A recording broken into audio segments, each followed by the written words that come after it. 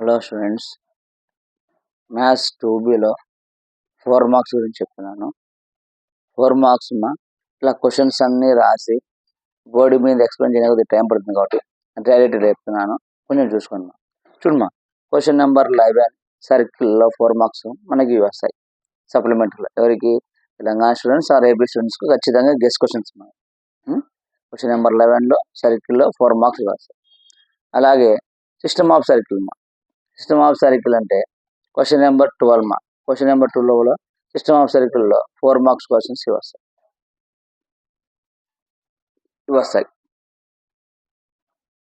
చూడండి. Next question number 13, 14 అంటే ellipse మనకు 4 మార్క్స్ 2 వస్తాయి. క్వశ్చన్ నెంబర్ 13లో 13, 14 ఎలిప్స్లో మనకు 4 మార్క్స్ 2 వస్తాయి. ఆ రెండు ఇవి చూసుకుంటే సరిపోతుంది. Next question number 15 question number 15లో హైపర్బోలా 4 మార్క్స్లో ఇవి చూసుకుంటే సరిపోతుంది.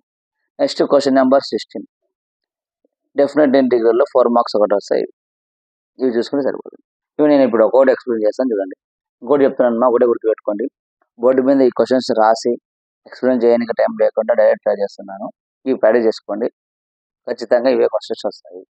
ప్రతి స్టూడెంట్ ఈ ఒక్కరోజు బాగా ప్రాక్టీస్ చేస్తే రేపు 1A 2A ఉంది కాబట్టి కంపల్సరీ అయిపోతాయి. 1B 2B ఉండే వాళ్ళకు 2 days ఉంటాయి కాబట్టి ప్రాక్టీస్ ఇంపార్టెంట్. ప్రాక్టీస్ అంటే ఏంది? ఒక ఏదైనా రఫ్ నోట్స్ మీద పెన్ తీసుకొని ప్రాక్టీస్ చేయాలి. నెంబర్ ఆఫ్ టైం ఎన్నిసార్లు అయినా ప్రాక్టీస్ చేయాలి. అయిపోయినాక ఈ 2 days వెరీ వెరీ ఇంపార్టెంట్ మా ప్రతి స్టూడెంట్స్కి. ఈ 2 days ఎక్కడికంటే అక్కడ టైం వేస్ట్ చేసుకోకుండా ప్రాక్టీస్ చేస్తే కంపల్సరీగా పాస్ అయిపోతారు. ఇప్పుడు మనం ఒక చాప్టర్లో 4 మార్క్స్ ఇంపార్టెంట్ చెప్పుకుంటూ పోదాం. చూడమ్మా, ఇక్కడ ఇచ్చిన క్వశ్చన్ చూద్దాం. ఫస్ట్ క్వశ్చన్ ఇచ్చినప్పుడు క్వశ్చన్లో ఏమి ఇచ్చారో ఫస్ట్ అది చూద్దాం. క్వశ్చన్ నెంబర్ 11 సర్కిల్ 4 మార్క్స్ ఖచ్చితంగా ఒకటి వస్తుంది.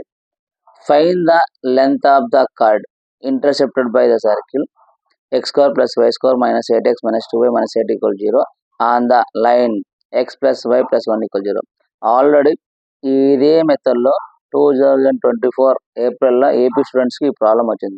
తెలంగాణలో కాదు కానీ ఏపీ స్టూడెంట్స్కి ఈ ప్రాబ్లం వచ్చింది. అంటే ఈ ప్రాబ్లం వాల్యూ చేంజ్ చేసి ఒకవేళ ఇది ఇవ్వచ్చు అనే దాంతో చెప్తున్నాం. చూడమ్మా, లెంత్ ఆఫ్ ద కార్డ్ అంటున్నాడు. లెంత్ ఆఫ్ ద కార్డ్ ఇది ఒక్క వరకు అడుగుతాడు కదా. లెంత్ ఆఫ్ ద కార్డ్ అంటే ఏం లేదు 2 × r² - d² కనాలి. లెంత్ ఆఫ్ ద కార్డ్ అంటే 2 × r² - d². r అంటే ఏంది? రేడియస్. డి కనుక్కోవాలి. ఇది ఎలా కనుక్కుంటామో నేను ఇప్పుడు చెప్తాను. ఇదే ప్రాబ్లం ఎలా కనుక్కుంటామో చూద్దాం. చూడమ్మా, find the length of the card intercepted by the circle.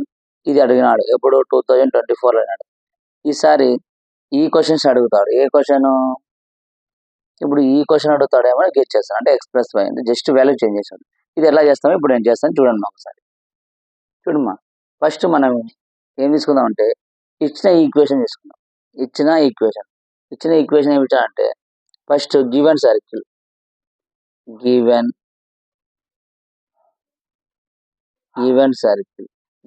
ఏందమ్మా? Given circle is x² + y² - 8x - 2y - 8 = 0. ఇది ఇచ్చినది గివెన్ సర్కిల్. ఇచ్చినది ఇది అమ్మా. చూడమ్మా, గివెన్ సర్కిల్ ఇచ్చినాడు. మనకి ఈ సర్కిల్ నుంచి జీ వాల్యూ ఎఫ్ వాల్యూ కావాలి. కాబట్టి ఫస్ట్ ఏం ఇస్తుంటే 2g = x క్వశ్చన్ ఏందమ్మా? -8. g = -8/2.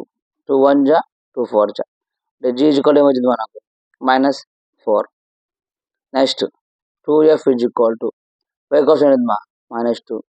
f = -2/2. 2 1 జా 2 1 జా f = -1. c = -8. మనకేం కావాలా? సెంటర్ కావాలా. Centre c = -g, -f. Formula ఇది. సెంటర్ అంటే -g, -f. ఇప్పుడు ఈక్వల్ టు g వాల్యూ వచ్చింది -4, f వాల్యూ వచ్చింది -1. ఈ మైనస్కి క్యాన్సల్ అమ్మా, ఈ మైనస్కి క్యాన్సల్. ఇప్పుడు g, f = 4, 1 వచ్చింది. ఇది వచ్చినాక మనకు రేడియస్ కనుక రేడియస్ చూడు, రేడియస్ అంటే r అని అడుగుతాం. రేడియస్ అంటే square root of G square plus F square minus C. G square అంటే 4 స్క్వేర్ ప్లస్ ఎఫ్ స్క్వేర్ అంటే 1 square minus C. Minus C అంటే 8 ఉంది, మైనస్ ఆ మైనస్ ప్లస్ 8. చూడమ్మా 4 స్క్వేర్ అంటే 16, 1 స్క్వేర్ అంటే 1 ప్లస్ 8 ఏమవుతుందమ్మా 1 plus 8 plus 1 9, 9 plus 16 root 25. Root 25 అంటే 5 అంటే ఆర్ ఈజ్ ఈక్వల్ టు వచ్చింది మనకు 5 వచ్చింది. ఆర్ ఈజ్ ఈక్వల్ టు 5 వచ్చింది. వీడికి చేసినందుకు 2 మార్క్స్ ఇస్తారు. 4 మార్క్స్ ప్రాబ్లం కాబట్టి వీడికి చేసినందుకు 4 మార్క్స్ ఇస్తారు. కానీ మనకు ప్రాబ్లం ఏంటాడు length of the chord. Length of the chord అంటే ఏం చెప్పాను 2 into square root of R square minus D square. మనకు ఆర్ వచ్చింది, డి రావాలి. డి రావాలంటే ఏం చూడమా ఇక్కడ ఒక స్టెప్ రాయాలా, ఆ స్టెప్ రాయకుండా డైరెక్ట్ మనము ఎక్కడంటే మనము 1bలో పర్పెండిక్యులర్ రాసినాం. అది ఎలా రాస్తామంటే D equal to modulus ax1 plus by1 plus C by root of A square plus B square చేస్తాం. స్ట్రైట్ లైన్లో చేసింటాం మనం ఇప్పుడు.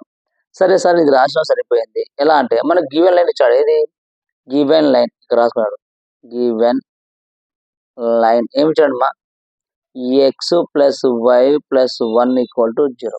ఇది ఏ ఫామ్లో ఉంది a x plus b y plus c equal 0 ఫామ్లో ఉంది. అప్పుడు ఇక్కడ ఏ అంటే ఏమవుతుంది 1 అంటే ఎక్స్ కోఎఫిషియంట్, బి అంటే ఏమవుతుంది మా వై కోఎఫిషియంట్ 1, సి అంటే ఏమవుతుంది 1. ఏబిసి ఏబిసి తెలిసింది సార్. x1 y1 ఎట్లా తెలిసింది x1 y1 అనేది మనకు సెంటర్ వచ్చింది కదమ్మా, ఈ సెంటర్లో తీసుకుంటాం. బాగా గుర్తుపెట్టుకోండి x1 y1 ఎక్కడ తీసుకుంటాం అంటే మనకు ఇచ్చిన సెంటర్లో. అంటే x1 is equal to G value ఏంది 4, y1 is equal to F value 1. ఇట్లా సబ్మిట్ చేస్తాము. అంటే డి ఈక్వల్ టు చూడమ్మా డి ఈక్వల్ టు ఏ అంటే ఎంత ఉంది 1, x1 అంటే ఎంత 4 ప్లస్ బి అంటే ఎంత మా 1, y1 అంటే ఎంత మా 1 ప్లస్ సి అంటే ఇక్కడ మా సి తీసుకోకూడదు, సి అంటే ఇక్కడ ఏమవుతుంది 1 modulus by root of A square plus B square. A square అంటే 1 స్క్వేర్, బి స్క్వేర్ అంటే 1 స్క్వేర్, 1 స్క్వేర్ ప్లస్ 1 స్క్వేర్. ఇప్పుడు ఏమవుతుంది మా 4 into 1 4 plus 1 into 1 1, 1 into 1 by 1 square 1 square అంటే రూట్ 2. చూడమ్మా ఇక్కడ ఉంది 6 సారీ మా 4 plus 1 plus 1 6 by root 2, 6 by root 2 వచ్చింది. ఈ 6 బై రూట్ 2ను మనం చూడమ్మా 6 బై రూట్ వచ్చిందా, నేను ఏం రాసుకోవచ్చు డి ఈక్వల్ టు 6 రాసుకోవచ్చు 3 ఇంటూ 2 రాసుకోవచ్చా.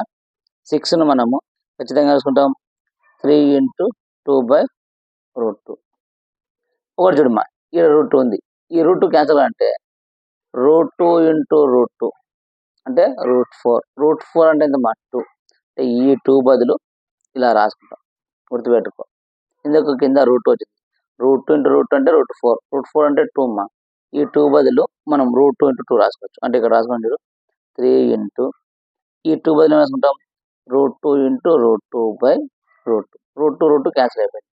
డి ఈక్వల్ ఏమొచ్చింది మనకు 3 ఇంటూ రూట్ 2. మనకు ఆర్ తెలుసు, డి తెలుసు. ఇప్పుడు లెంత్ ఆఫ్ ద కట్ అంటే 2 into square root of R square minus D square. చూడమ్మా 2 into square root of R square అంటే ఏంది 5 స్క్వేర్, ఆర్ స్క్వేర్ అంటే 5 స్క్వేర్ మైనస్ డి స్క్వేర్ అంటే 3 ఇంటూ రూట్ 2 హోల్ స్క్వేర్. చూడమ్మా ఇక్కడ ఎలా చేస్తాను గుర్తుపెట్టుకోండి. ఇక్కడ 2 into square root of 5 square అంటే 25. ఇది చూడమ్మా 3 ఇంటూ రూట్ 2 హోల్ స్క్వేర్ అంటే 3 square into root 2 whole square. Root కు స్క్వేర్ క్యాన్సల్, 3 స్క్వేర్ అంటే 9, ఇక్కడ రూట్ కు స్క్వేర్ లేదు 2 ఉంటుంది, 9 2 18 అంటే మైనస్ 18. అంటే 2 ఇంటూ స్క్వేర్ రూట్ ఆఫ్ 25లో నుంచి 18 పోతే 7. అంటే మనకు లాస్ట్ టైం వచ్చింది 2 ఇంటూ రూట్ 7. అయిపోయాయి 4 మార్క్స్. చూడు ఎంత ఈజీనా, గుర్తుపెట్టుకోండి. ఇప్పుడు చెప్పే రిమైనింగ్ ప్రాబ్లమ్స్ మొత్తం ఇదే మెథడ్ ఉంటాయి. ఒకటే గుర్తుపెట్టుకో, లెంత్ ఆఫ్ ద కట్ అంటే ఫస్ట్ ఏం చేస్తావు ఇచ్చిన ఈక్వేషన్ తీసుకుంటావు, ఈక్వేషన్ నుంచి g value f value c value కట్టుకుంటావు, జీనే ఎఫ్ నువ్వు సెంటర్ అనుకుంటావు, రేడియస్ కనుక్కుంటావు, రేడియస్ డి కనుక్కోవాలంటే ఏ మెథడ్ కనుక్కుంటావు. ఓకేనా? ఇప్పుడు నెక్స్ట్ ప్రాబ్లం చేద్దాం ఒకసారి. చూడమ్మా next find the mid point of the chord intercepted by the x square plus y square minus 2x minus 10y plus 1 equal 0 on the line x minus 2y plus 7 is 0. Also find the length of the chord. Length of the chord అంటే ఏంటి? 2 into square root of r square minus square. అంటే ఈ విధంగా అనుకోవాల 2 equation ఇచ్చాడు. Equation GFC కనుక్కుంటాం, radius కనుక్కుంటాం, తర్వాత line ఇచ్చినాడు అంటే perpendicular ఇది సేమ్ యాజ్ ఇట్ ఇస్ అదే. ఎలా చేస్తున్నా ఒకసారి చూడండి, ఇది కూడా చేస్తాడు.